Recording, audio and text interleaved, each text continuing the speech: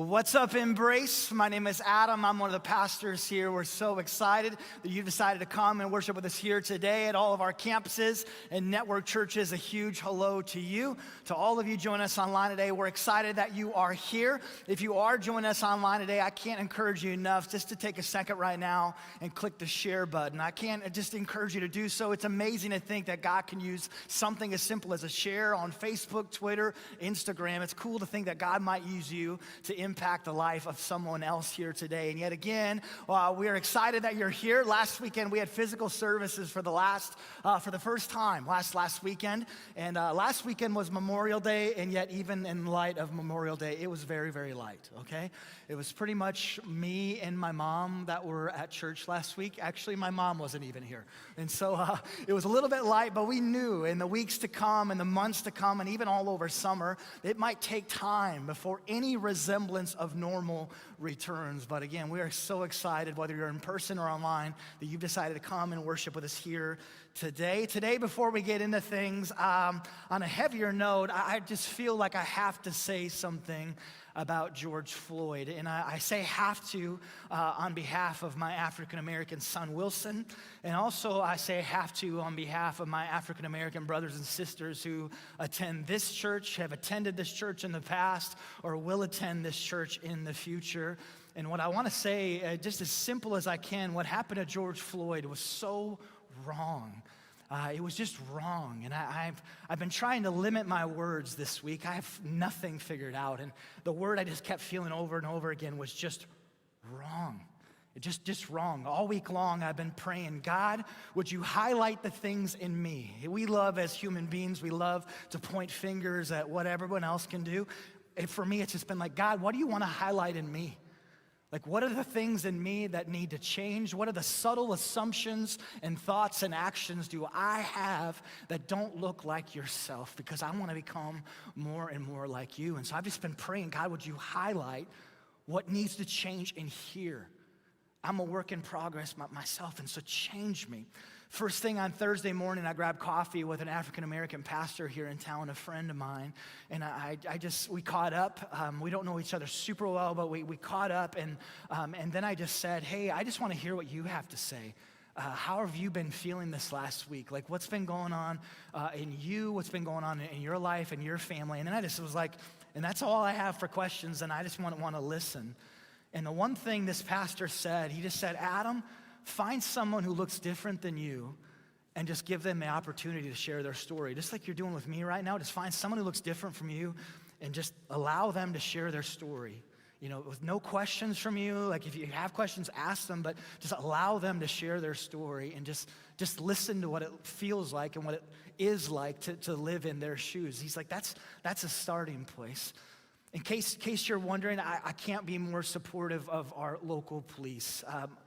Every time I see an officer, I can't say thank you fast enough. We have so many officers connected with our church, with our campuses, even remotely. Our police officers are doing so many wonderful, amazing things every single day, putting their life on the line. But today and this week, we're not talking about that. Today, we're talking about a life that was taken that shouldn't have been taken. And so again, before we go anywhere else, I was just like, gosh, I just feel like I need to say that as clearly and as strongly as I can. And my encouragement to you would be the same thing. Find someone who looks different from you, whatever that difference is, and just say, hey, I'd love to hear your story. I know for me, I'm tired of Facebook posts. I don't want to be a Facebook post. I want to be a person who changes, who lives out what it looks like to be Jesus in this specific area. So I want to share that.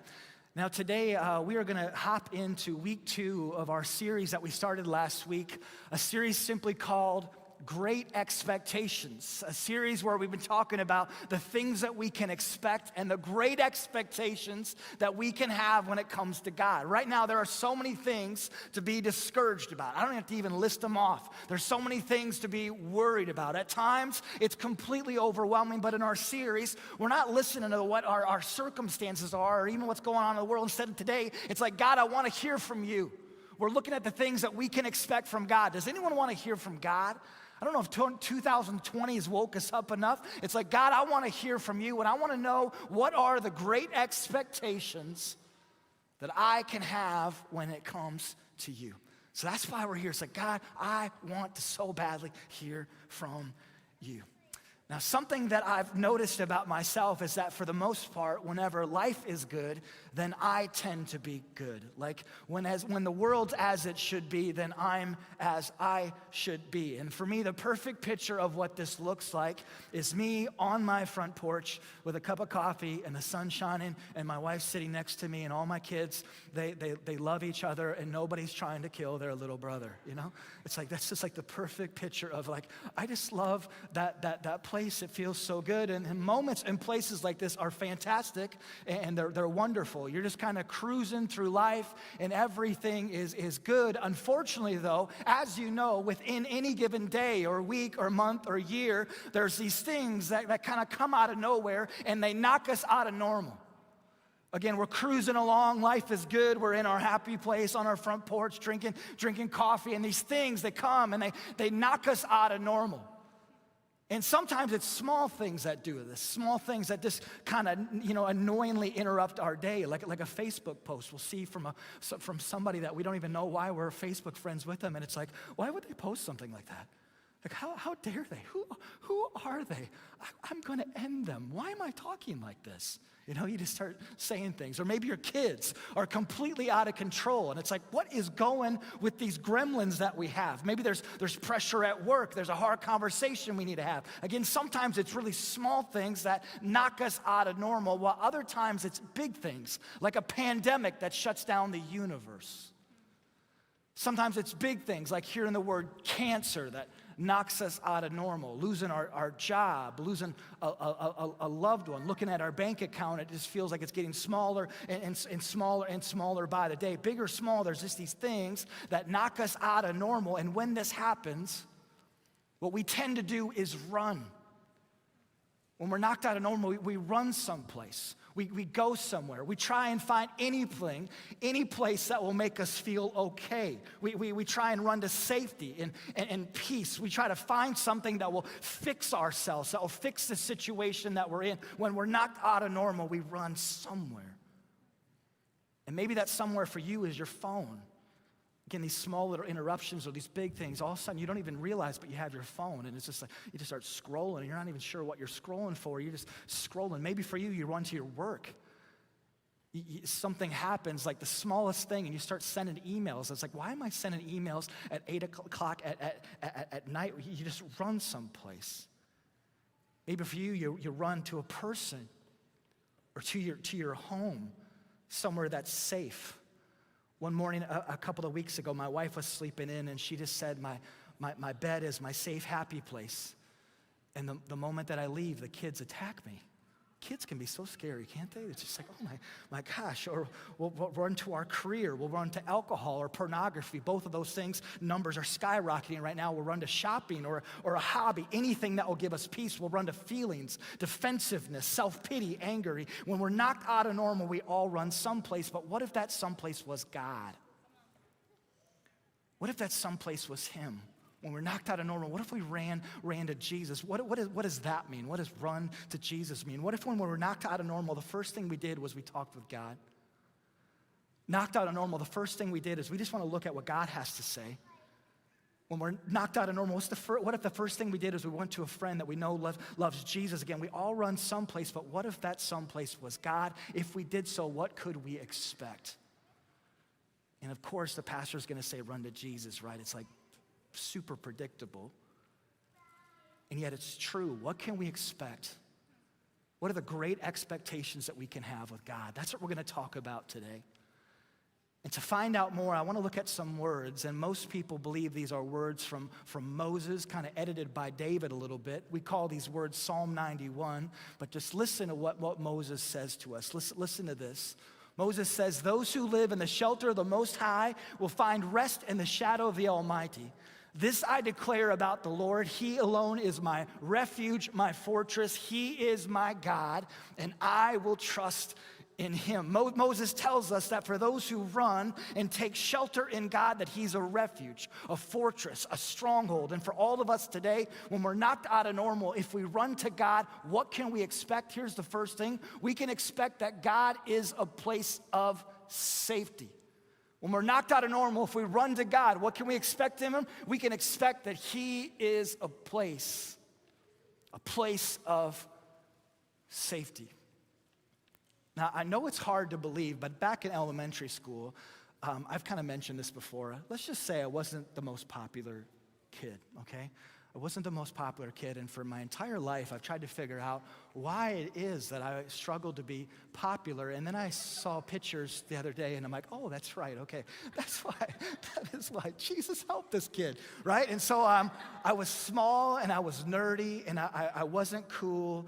And because of it, from time to time, I would have people, I'd become an easy target, okay? Let's just put it that way. And I would have other kids that would start bothering me and picking on me, you know, calling me Four Eyes or whatever. But it was always so strange because I'd have these certain people who would start picking on me on a regular basis. And then out of nowhere, the next day, randomly, that same person would become like the nicest person. It's like they went from kind of picking on me each day, and all of a sudden they became the nicest person. I can remember as a kid, I'm like, maybe Jesus is real. Like, oh my gosh, my classmate came to know Jesus. Like, and Jesus changed their life right before my eyes. I was like, God, just thought they're worshiping on the recess. You know what I'm saying? Well, little did I know, I didn't realize this until years later. I wasn't informed of this, that these kids actually hadn't met Jesus. Instead, they had met one of my older two big brothers, is what actually had happened. And so they didn't have a religious experience. Instead, they had a religious experience, you know? And my brothers had basically come to them and said, hey, if you mess with my brother anymore, you're going to have to mess with me. And unlike me, they were both pretty popular, and they were both much larger than the Yahoo that you're seeing right there. And literally, and I had no idea that I was under the protection of my brothers. I wasn't informed until years later by my mom, actually. One day, I guess one of my older brothers stopped a kid out in front of my grandma's house on his bike and basically said, hey, this Huffy that you're on, I'm going to use it to end you if you keep messing with my brother. But I had no idea the whole time that my brothers were a place of safety. A place of safety. Now, God doesn't go around beating up mean kids. That would be cool if he did, but he doesn't. But if we run to him, he is a place of safety. That's true. He is a place of safety. If we run to him, he's protecting us, even when we don't see it, even when we don't know it, even when we don't realize it, just like my brothers, even when we have no idea, he's protecting us the entire time. The New Living Translation translates the word fortress, which is what was in our verse. He translates this word fortress to the place of safety, is what they translate it as. And the image that comes along with this specific word, and the original listener of this word, they would have pictured a shelter or a protection during a storm. It was a safe place that you could run to during a storm. And this right here is God. This right here is God. This is him. He's a place of safety. For you, when someone's speaking words about you behind your back that are just not true, he's a place of safety. When every day you have these things that just kind of trip you up, whether it's people talking about you, whether it's lies, whether it's temptation, whether it's bitterness, he's a place of safety. When it seems like your day and your week go from bad to worse, he's a place of safety. When it just feels like life is punching you in the face and you're like, am I ever gonna get a break here? Moses is telling us that if you run to this specific shelter, if you run to this specific place, if you run to God, he's a place of protection and safety. A place of safety. Just to say it though, God doesn't want us to live a comfortable life. That's not what we're saying. Safe doesn't mean comfortable. I mean, God doesn't want us to live an easy, comfortable life. He calls you and I to walk by faith, to step out. Safe doesn't mean comfortable. Just because we follow Jesus doesn't mean that hard things aren't going to come our way. Doesn't mean that death's not going to come our way. If you don't know, most of those who follow Jesus end up being killed because they followed Jesus. Safe means secure. Safe means God has us. And really, when we truly know that God is our protector, when we truly know that God is our place of safety, we'll begin to step out of our comfort zone even more. when we truly know that God is our protector, that he's our place of safety, we'll become bolder and bolder and bolder and bolder and bolder. It's like, God, I'm gonna step out of this boat. I'm gonna step out of this comfort zone, knowing that you're my place of protection, knowing you're my place of safety, knowing that you are good and that you are with me. I'm gonna step out. I'm gonna trust you. I'm gonna walk by faith. I'm gonna go against the grain. I'm gonna walk this way when everyone's walking this way. I'm gonna trust you, knowing that you are my place of safety. I'm gonna step out. I'm not gonna live a comfortable, safe life. Instead, I'm gonna boldly follow you. One more time, we can expect that if we run to God, that he's our place of safety.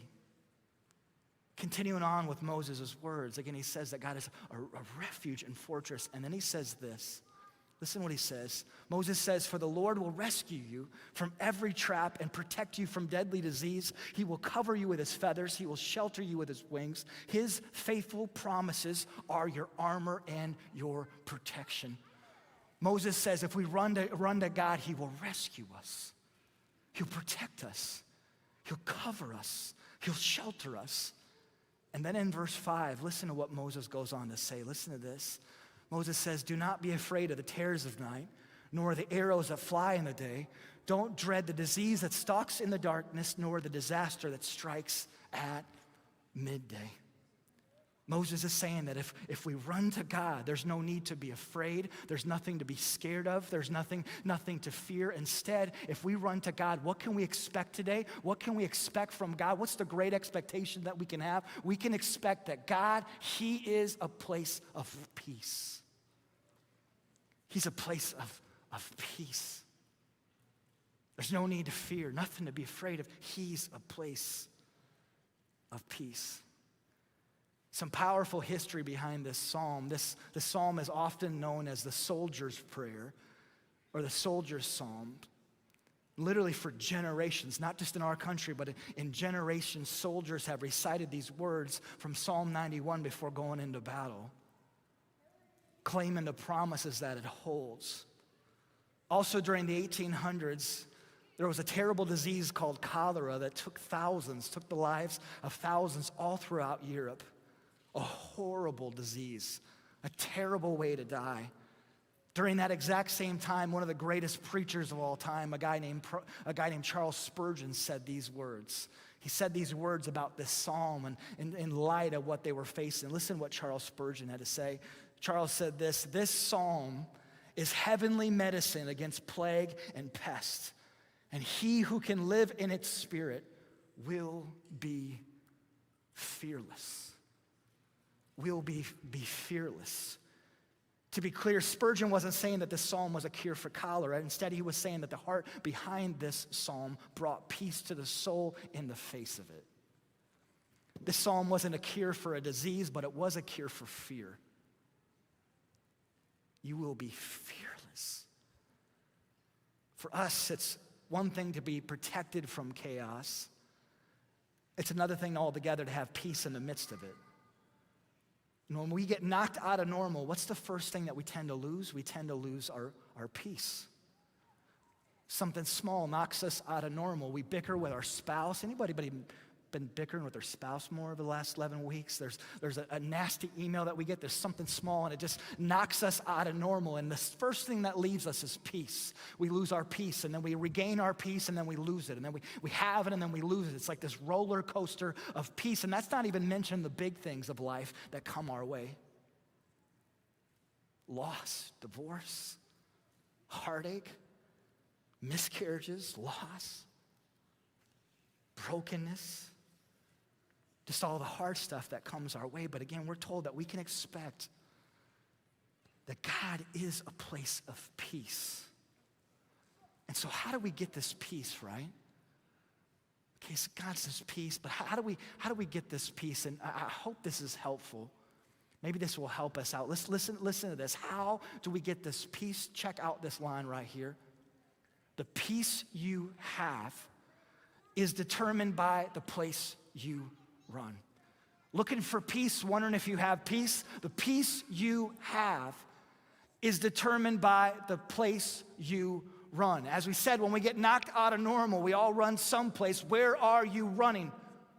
Where are you running? This is important. Why? Because the peace you have is determined by the place you run. Where are you running?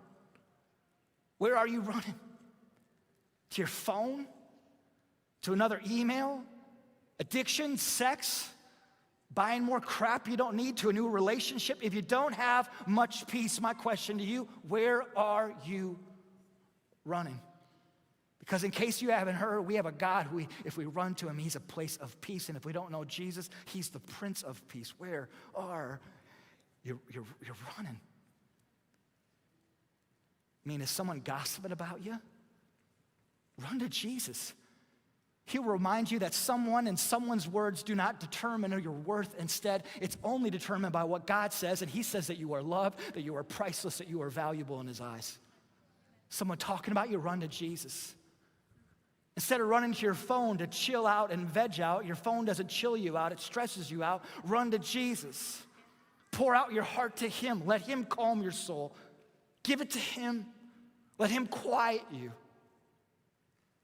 Just sit in his presence. Cancer, man, that's huge. You hear the word cancer? That's huge. I don't want to belittle it, but in case we've forgotten, in case we've somehow forgotten, we're all terminal. Life, it's terminal. What you have, it can't be avoided. It's terminal. God says in your down moments, instead of running to WebMD and finding out what the stats say and what the doctors even say, instead of doing this or that, run to me, who in the face of death itself offers you life. Even in the face of death, Jesus is like, I've conquered the grave, I've conquered the death, and even in death, you will still live. Again, the peace you have is determined by the place you run. Don't have much peace where you're running. Where are you going? Honestly, I just want to encourage you to ask it. Where are you running? Those small things that knock you out of normal, those big things. Where's the first place that you run to? It might look like good things, exercise. It might look like bad things, addiction. Even still, where are you running? Where are you going to? Folks, setting aside a global pandemic, there will always be something that knocks you out of normal. Something. Small things, big things, something. You're so crazy enough, if you don't have something, you'll find something. At least that's me. And if I don't have something, I'll just start looking for something. It's like, why am I up at 2 a.m. thinking about random things, like trying to dream up random things to get worried about? Again, the peace you have is determined by the place you run. Run to him. Run to him. Don't run to your job. Don't run to your addiction. There's nothing better than finding peace, right? None of those things will offer peace to you, the peace that you're looking for. Run to him. You want safety and peace in your life, don't you? I know I do. Run to him. Stop running to all these random things and run to him. Tell him, Jesus, I want your peace. Tell him I want your safety. Jesus, help me to keep my eyes on you. You want more of God in your life? I know I do. Tell him. I want more of you, Jesus. I don't even know what that means, but I just want more of you. I've given up, and that's why I'm at church. Like, will you tell me something different than what I have already? I want your peace because I'm restless. It just seems like any little thing that comes my way, like any little thing, it just throws me for a loop, and I feel like I'm on a roller coaster. And God, I'm so sick of it. I just want your peace. Tell him. The moment we're knocked out of normal, my hope is that we'd run to Jesus.